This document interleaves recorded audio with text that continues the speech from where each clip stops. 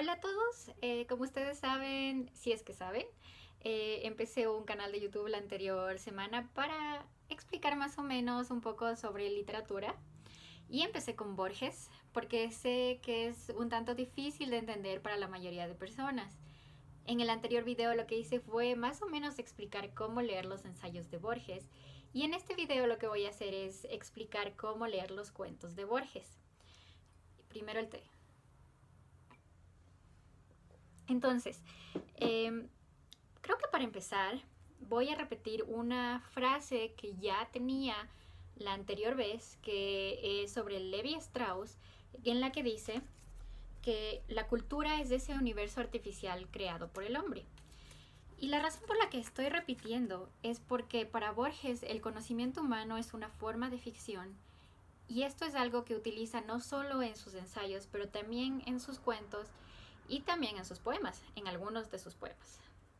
Entonces, y una de las cuestiones de los cuentos de Borges, creo que lo más importante, es que utiliza el argumento de la historia, los personajes, todo lo que está sucediendo, tan solo como una excusa para ver cómo llegar a la solución a un problema que generalmente es un problema filosófico.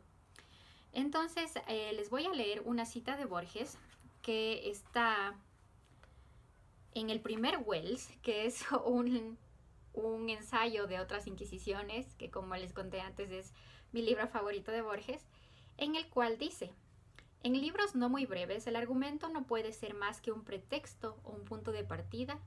Es importante para la ejecución de la obra, no para los goces de la lectura. Y claro, esto describe muchísimo a Borges porque mi perro está molestando de nuevo. Mi perro vino a visitar. Ya. Es curioso que Borges diga en libros no muy breves y luego de hecho habla sobre el Quijote en el ensayo, porque eso es lo que hace exactamente Borges en sus cuentos, en sus ensayos, que son cortos, relativamente cortos. Y Borges en realidad nunca escribió una novela en sí, o sea, como que no podía escribir una novela. Bueno, entonces voy a continuar con las características de Borges. En sus cuentos, primero, hay un claro sentido de los fines y de los límites, y creo que esto más que nada va ligado al tiempo y al espacio, y ya vamos a ver un poco más después. También hay una especie de tensión en los relatos. Uno siempre está tensionado, los personajes están increíblemente tensionados, pero siempre llega a un fin. No necesariamente es una solución, pero sí es un fin. También hay que recordar que lo que ofrece como cierto a veces no lo es. A veces simplemente es un juego.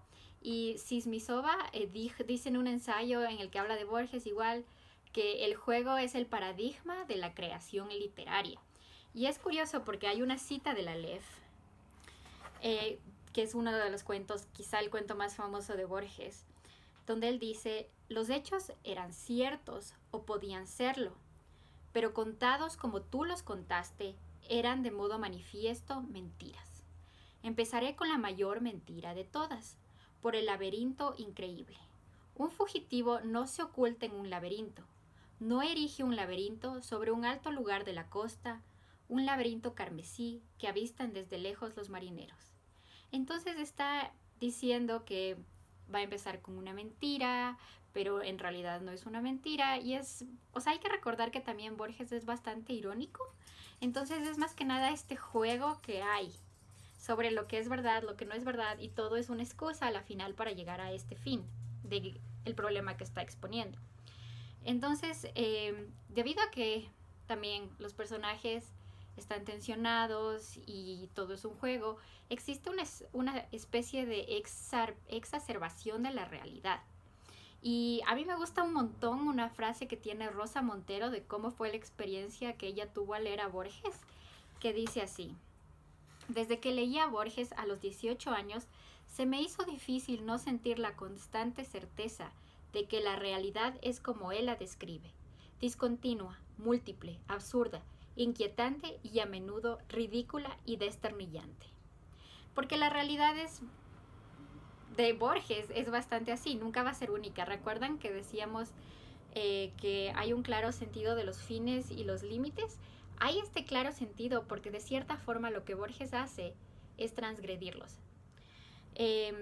Entonces también tenemos otra característica que dice que la literatura de Borges estaba más que nada basada en las cosas que él había leído, y desde niño él se dedicaba más que nada a la literatura europea. Y esto también provoca que su literatura, aunque escrita en Latinoamérica, iba dirigida hacia un público europeo. Entonces, por eso tal vez es un poco distante de los otros escritores latinoamericanos.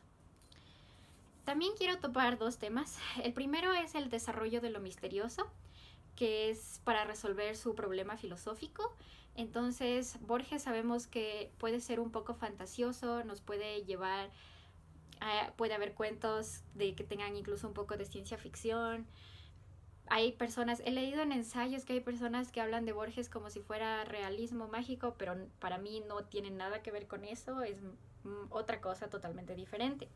Y también quiero hablar del laberinto, porque el laberinto es una de las cosas más importantes que hay en los ensayos, en los cuentos, en los poemas de Borges.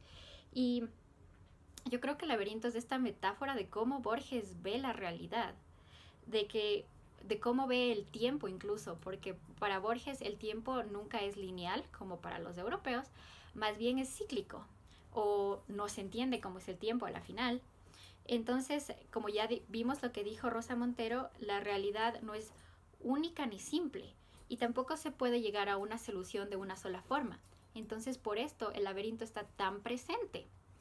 Entonces, algo que también de lo que quisiera hablar respecto a cómo la realidad es tan diferente en los cuentos de Borges viene del cuento del Aleph, porque en el Aleph tenemos, no sé si ustedes han leído el Aleph, pero el Aleph es toda una excusa enorme para llegar a un punto en el que Borges se enfrenta a una especie de agujero negro, le voy a llamar así, que creo que decía que era de 2 a 7 centímetros, por el cual Borges llega a ver, y lo que ve es todo, absolutamente todo, el universo, todo lo que sucede en la vida de las personas, todo.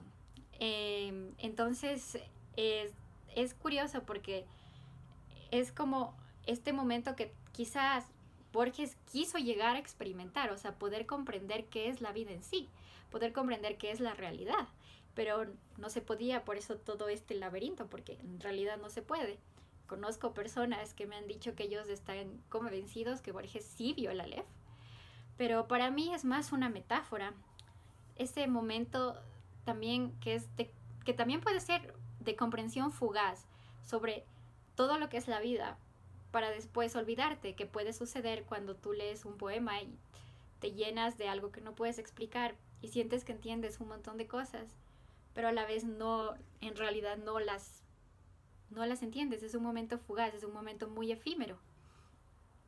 Ahora quisiera decirles que si no han leído El Inmortal de Borges, que es el cuento que voy a analizar hoy, es mejor que pausen el video, lo vayan a leer y después pueden ir viendo mi análisis y viendo si es que ustedes tienen otras ideas o si les parece que es una buena introducción. Para esta ocasión tengo el tomo 1 de las obras completas de Borges. Aquí se encuentra el libro El Aleph, y dentro de El Aleph está El Inmortal.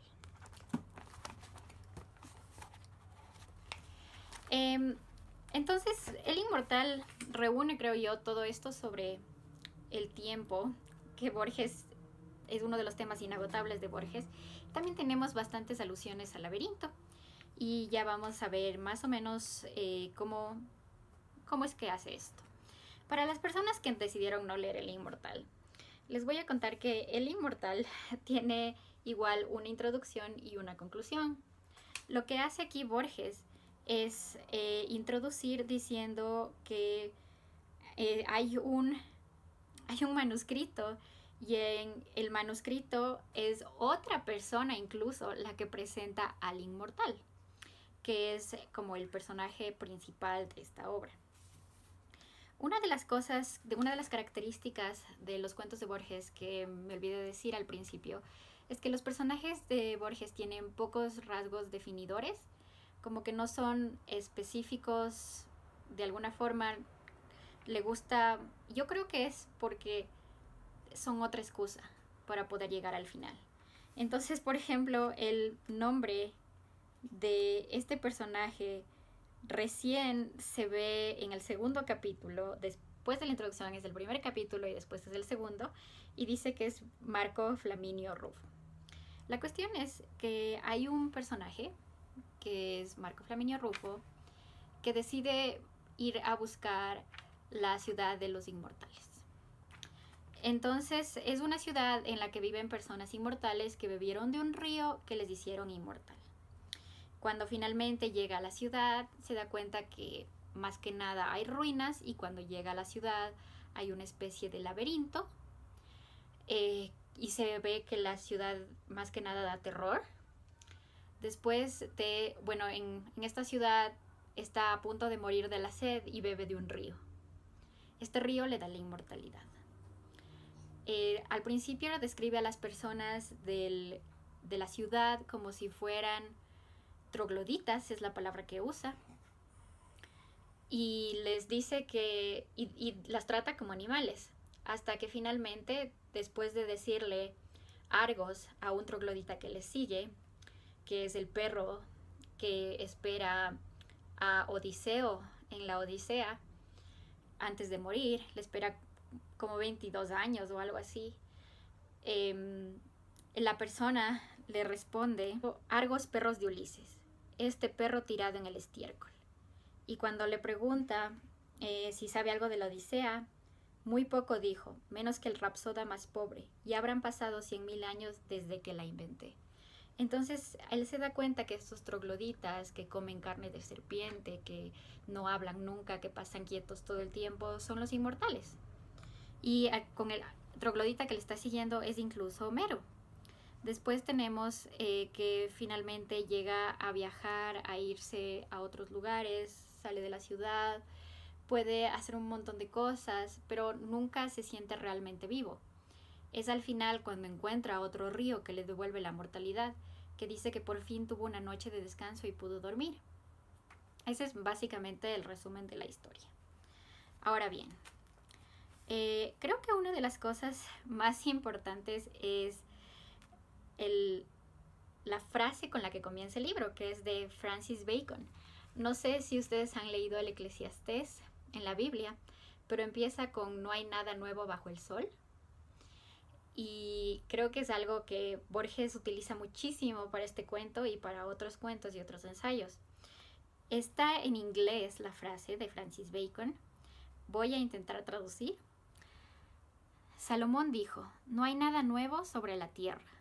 Entonces, mientras Platón tenía imaginación, todo el conocimiento no era nada más que recordar. Entonces Salomón dijo esta oración: todo lo que es novedad solo es olvido. Porque a la final nos olvidamos de las cosas y por eso algo nos parece original cuando en realidad nada es original.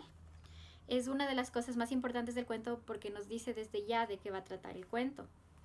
Entonces, primero es curioso porque tenemos que este protagonista utiliza un viaje que es un viaje muy homérico, como el viaje de Odiseo. Incluso se describen las cosas como atravesamos el país de los trogloditas que devoran serpientes y carecen del comercio de la palabra, el de los garamantas que tienen las mujeres en común y se nutren de leones, que es bastante parecido a como está en la Odisea, descritas los viajes de Odiseo antes de poder llegar a Ítaca.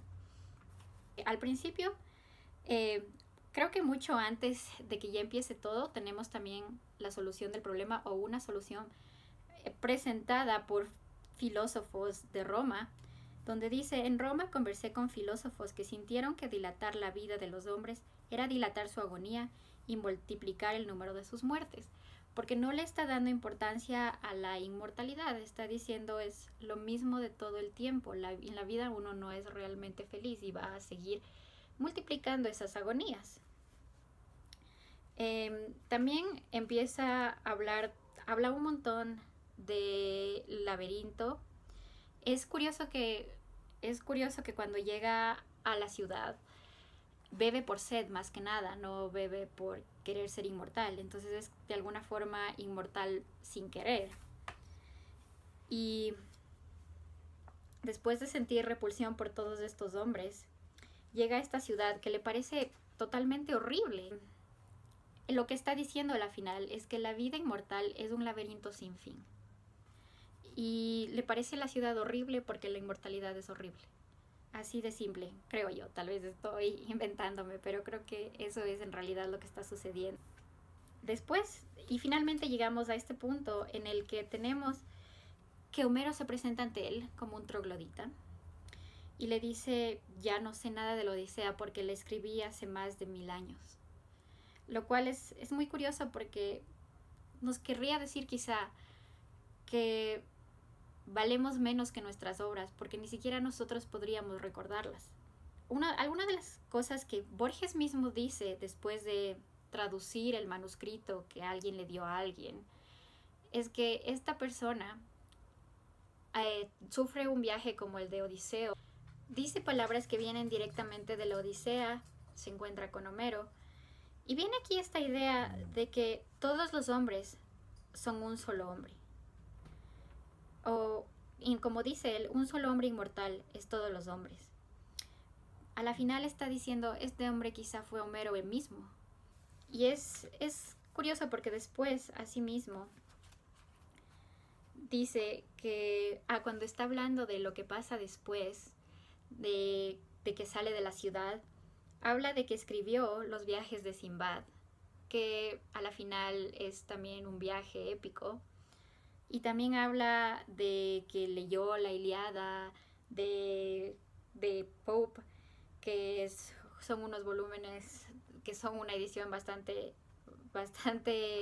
apreciados. Entonces es como que las obras de la literatura se unan todas en una, los hombres nos unimos todos en uno, porque no hay nada nuevo bajo el sol, porque estamos destinados a repetir los mismos errores, a sufrir las mismas desgracias, a vivir las mismas alegrías. Entonces, por eso también él dice, o sea, se puede decir que la inmortalidad es baladí, para utilizar una palabra que Borges usa un montón en sus ensayos y sus cuentos. Baladí significa de poca importancia. Entonces, él dice, ser inmortal es baladí, menos del hombre, todas las criaturas lo son, pues ignoran la muerte. Lo divino, lo terrible, lo incomprensible es saberse inmortal. Entonces el ser humano, que es el único capaz de poder razonar qué es el tiempo y qué es la mortalidad y qué es la inmortalidad, al llegar a la inmortalidad, llegará a un laberinto del que no puede salir. Entonces es curioso también porque hay una parte en la que dice, cuando ya empieza a revisar el manuscrito que alguien le dio a alguien y que tradujo, que dice, en los primeros capítulos y aún en ciertos párrafos de los otros creo percibir algo falso. Y como vimos antes, también dice algo parecido de las mentiras en el Aleph. Y también es como este juego que hay sobre qué está sucediendo, qué no está sucediendo, este manuscrito que encontró en el manuscrito. En uno de los ensayos de otras inquisiciones habla también sobre cómo en el Quijote igual es un manuscrito el que se encuentra Cervantes, se supone. Entonces es también esta idea del juego en la literatura y de lo que es verdad y lo que no es verdad. Voy a leer una parte del final que dice: cuando se acerque el fin ya no quedan imágenes del recuerdo, solo quedan palabras.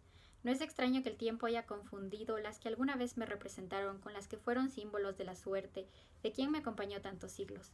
Yo he sido Homero, en breve seré nadie, como Ulises, en breve seré todos, estaré muerto. Es esta idea de que, como les dije ya, los hombres son un solo hombre, todos tenemos estas mismas ideas, y a la final lo que queda son las obras de nosotros. No sabemos nada de Homero, pero sabemos mucho de la Ilíada y la Odisea. Y de cierta forma, quizá mientras leemos la Ilíada, mientras leemos la Odisea, podemos llegar a pensar lo que pensó Homero, podemos llegar a ser Homero, aunque eso es increíblemente pretencioso de mi parte. Como les dije, ya el personaje al final llega a buscar el fin a su problema. Por eso toma agua de un río que le quita la inmortalidad y puede llegar a ser feliz y a morir.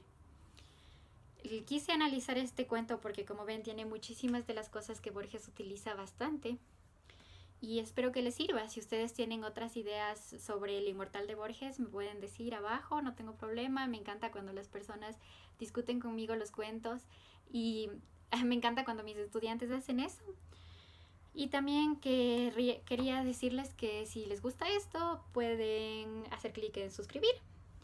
Voy a seguir subiendo videos, voy a intentar hacerlo una vez por semana, los domingos, que es el tiempo que más puedo trabajar en esto. Si es que quisieran que les ayude analizando otro ensayo de Borges o otro cuento de Borges o lo que ustedes quieran, pueden pedir también y les ayudaré con eso. Espero que les haya gustado el video.